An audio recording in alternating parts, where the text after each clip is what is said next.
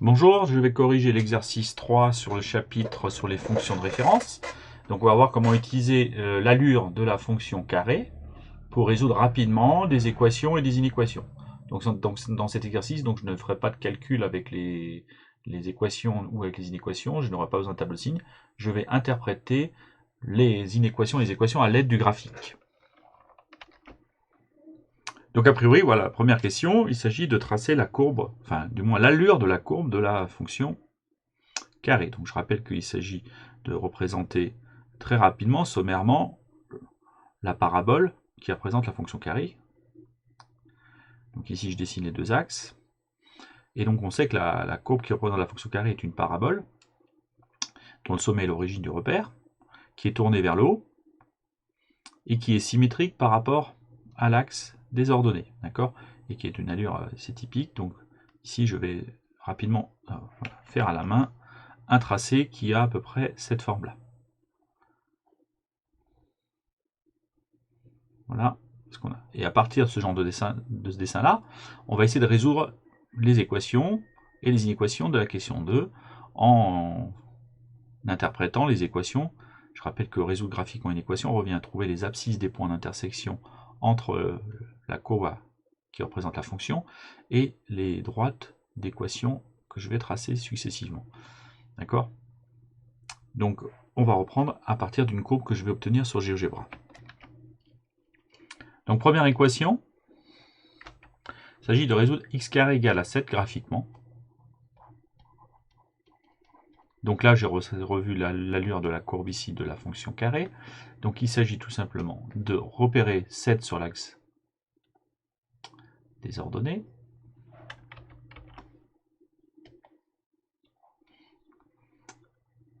Et de considérer l'ensemble des points de la courbe de la fonction carré qui sont situés à une ordonnée égale à 7. Pour cela, il suffit de représenter la droite d'équation y égale à 7 et de finalement remarquer qu'il y a deux points d'intersection qui sont respectivement les antécédents de 7 par la fonction carré qu'on a évoqué pendant le cours. Ici, ils sont donc en fait racine de 7 et moins racine de 7.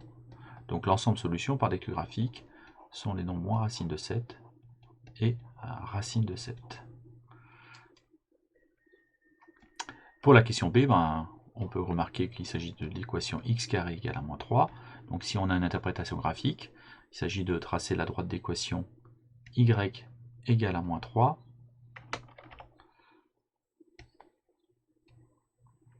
Voilà, donc là je rappelle que je ne fais pas ça à l'échelle. Et de constater que cette droite ne rencontre pas la parabole qui est située au-dessus de l'axe abscisse. Donc on rappelle que ça provient du fait qu'un carré n'est jamais négatif. Donc on sait qu'ici il n'y a pas d'intersection, tout simplement. L'ensemble des solutions est vide. Voilà pour les deux premiers cas qui sont des équations. Nous passons au cas suivant. Donc les 5 cas suivants sont des inéquations. Donc là je vais repartir à partir d'une nouvelle courbe. Donc pour l'inéquation du c, x carré est inférieur strictement à 9. Donc je vais tracer pour cela la droite d'équation y égale à 9. Voilà. Donc I9 étant positif, la droite d'équation égale à 9 rencontre la courbe en deux points. Donc ces deux points vont m'être utiles, je vais les faire apparaître. Donc ici les deux points d'intersection donc sont respectivement les pour abscisse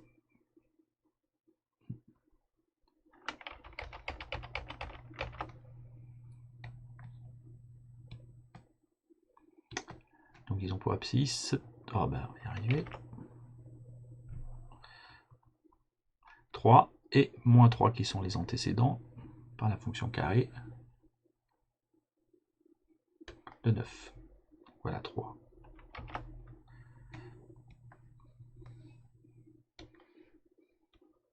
Et moins 3. Donc maintenant on va interpréter l'inéquation, d'accord? Donc x carré inférieur à 9, strictement ça signifie qu'on regarde les points de la courbe situés en dessous de la droite d'équation y égale à 9. Donc on peut constater qu'il y a donc ici un morceau que je vais faire apparaître ici au surligneur qui est situé, donc forcément, donc voilà, alors tant bien que mal au surligneur la partie qui est située en dessous, ici. Et donc, comme c'est strictement inférieur à 9, on ne prend pas les points d'intersection dans notre sélection. Donc, ce qui veut dire que les points qui sont là ont pour abscisse les solutions de notre inéquation. Et on peut constater que ces solutions sont les nombres qui sont situés entre moins 3 et 3. Et moins 3 et 3 sont d'emblée exclus de notre intervalle. Donc ici, on peut constater que pour le C, x carré est donc inférieur à 9 strictement pour x appartenant à l'intervalle moins 3, 3. Voilà l'ensemble solution.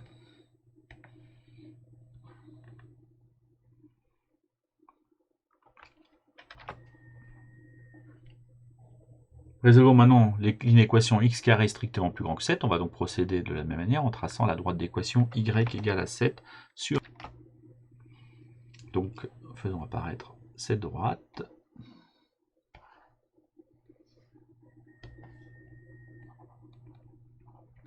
Et là, il s'agit d'interpréter l'inéquation x carré plus grand que 7. Donc déjà, on aura besoin des abscisses des points d'intersection. De la même manière que tout à l'heure, il s'agit de trouver les antécédents de 7 par la fonction carré, ce qu'on a déjà fait plusieurs fois précédemment. Donc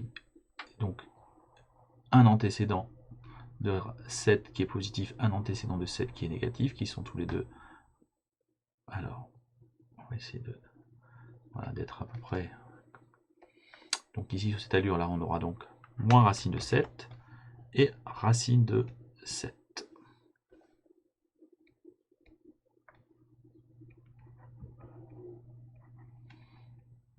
Donc interprétons maintenant l'inégalité. L'inégalité nous dit que x carré est strictement plus grand que 7, donc on revient à s'intéresser au point de la courbe située au-dessus de la droite d'équation y égale à 7.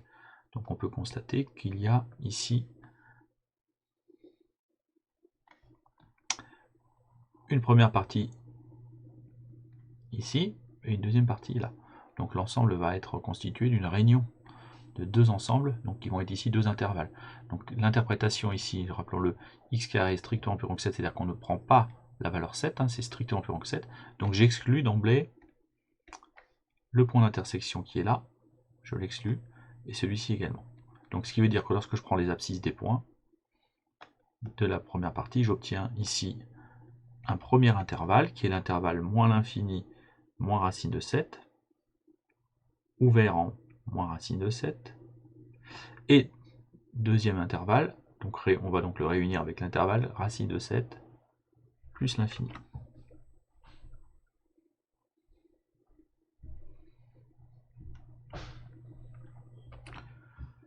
Et voilà, donc il n'y a plus qu'à conclure en écrivant l'ensemble de solutions. Donc x carré est strictement plus grand que 7 pour x appartenant à l'intervalle moins racine de 7 plus l'infini. Pardon, une bêtise.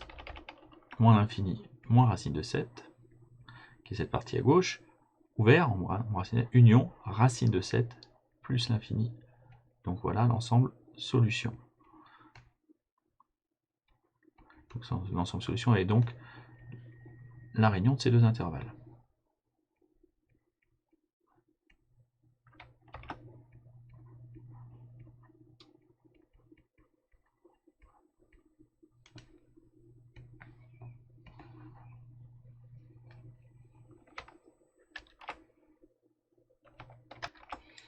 Donc on procède de la même manière pour les deux inéquations suivantes. X carré est supérieur ou égal à 16.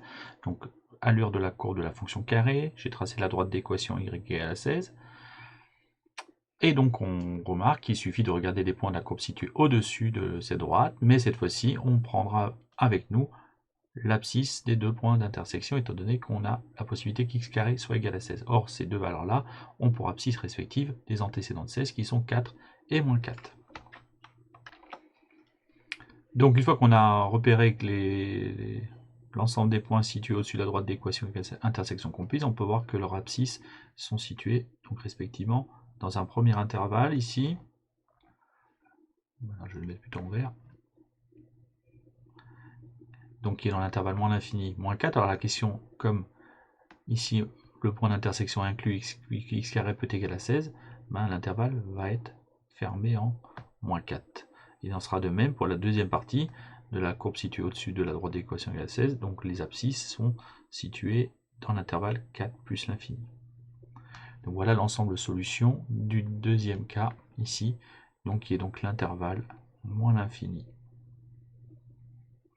moins 4, fermé, union 4 plus l'infini.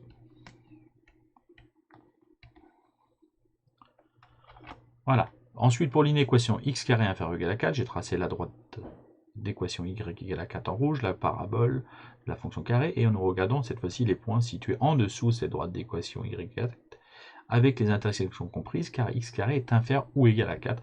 Nous pourrons constater que les antécédents de 4 sont les deux nombres moins 2 et 2. Et donc l'ensemble solution est tout simplement formé par l'intervalle des réels compris entre moins 2 et 2. Et pour les mêmes raisons que tout à l'heure, ces deux nombres-là sont inclus étant donné que x carré est inférieur ou égal à 4. Donc voilà l'ensemble solution qui est donc l'intervalle moins 2, 2.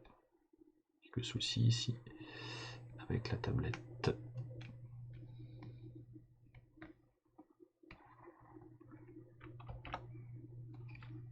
Voilà pour les questions sur les inéquations. Il n'en reste plus qu'une dernière que je vais terminer ci-dessous.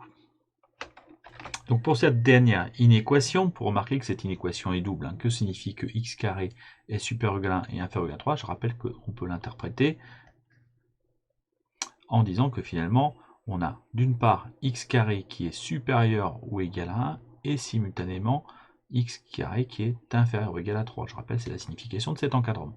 Donc autrement dit, en fait, on résout simultanément le fait que la fonction carré doit être plus grande que 1 et la fonction carré inférieure ou égal à 3, ce qui veut dire que finalement, que graphiquement, je vais tracer donc deux droites d'équation ici, qui sont respectivement les droites d'équation y égale à 1 et y égale à 3.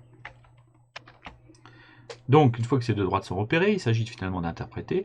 On veut donc d'une part que x carré soit inférieur ou égal à 3, donc c'est-à-dire qu'on va s'intéresser à la partie de la parabole située en dessous de la droite d'équation y égale à 3, et on veut en même temps que x carré soit supérieur ou égal à 1, donc on veut considérer la partie de la parabole située au-dessus de ces droites d'équation y égale à 1. Donc finalement, ça revient à considérer la partie de la parabole située entre ces deux droites, hein, donc dans cette bande formée par les deux droites. Donc on voit qu'il y a un premier morceau de ce côté-là, et un second morceau de ce côté-là.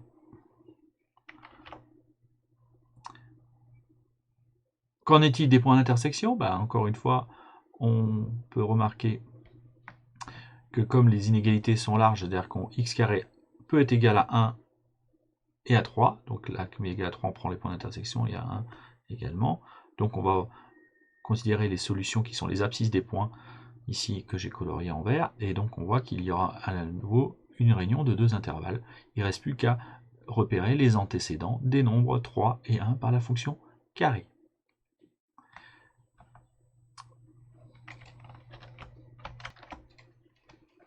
Donc les antécédents de 1 par la fonction carré, on sait que ce sont tout simplement les nombres 1 et moins 1. Les antécédents de 3 sont racine de 3 et moins racine de 3.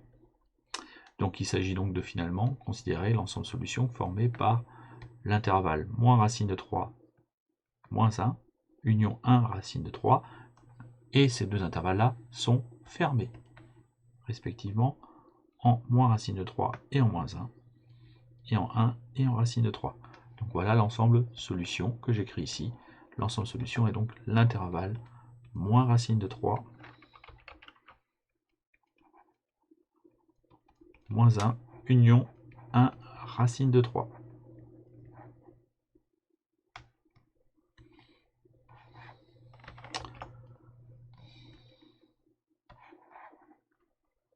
Et voilà pour la correction de l'exercice 3. Merci à vous.